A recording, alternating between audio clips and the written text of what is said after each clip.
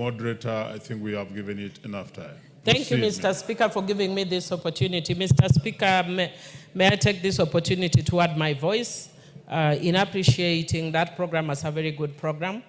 Mr. Speaker, I had actually initiated a similar program in my constituency called My Time, which is called the Mbita Youth Training, Innovation, Mentorship, and Entrepreneurship Program. The only difference is NYOTA has more money than I do have. And so it will actually go a long way in achieving the objectives that I had for my youth.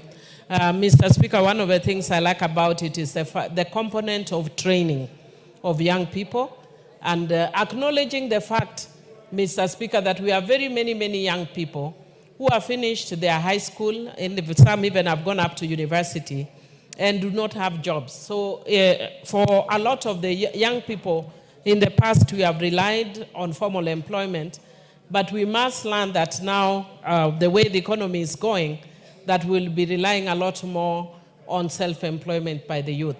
I think one of the things that this program needs to really focus on very strongly is the issue of monitoring, so that there is, so that the youth can get back, not only get back because again it's a grant, but that the money is not wasted.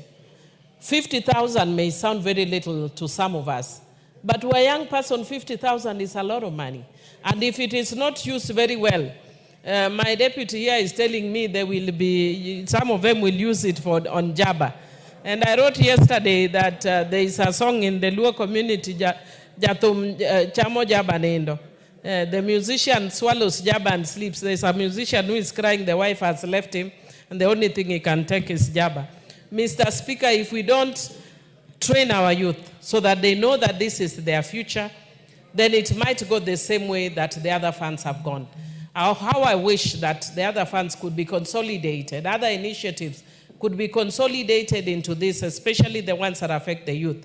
And how I wish, too, that would give priority to young women, because there's a presumption that when you say youth, that youth is male. We don't usually think that there are youth that are also women.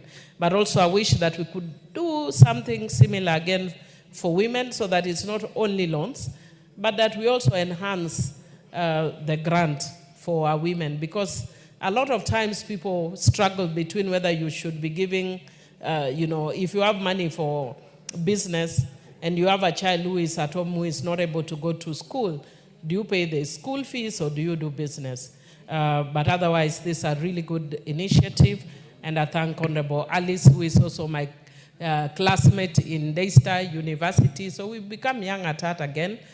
We are doing very well, doing our PhD in leadership and governance, Mr. Speaker. Thank you, and I do support this initiative. We go back to statements, and the last one is from the Honorable Raider.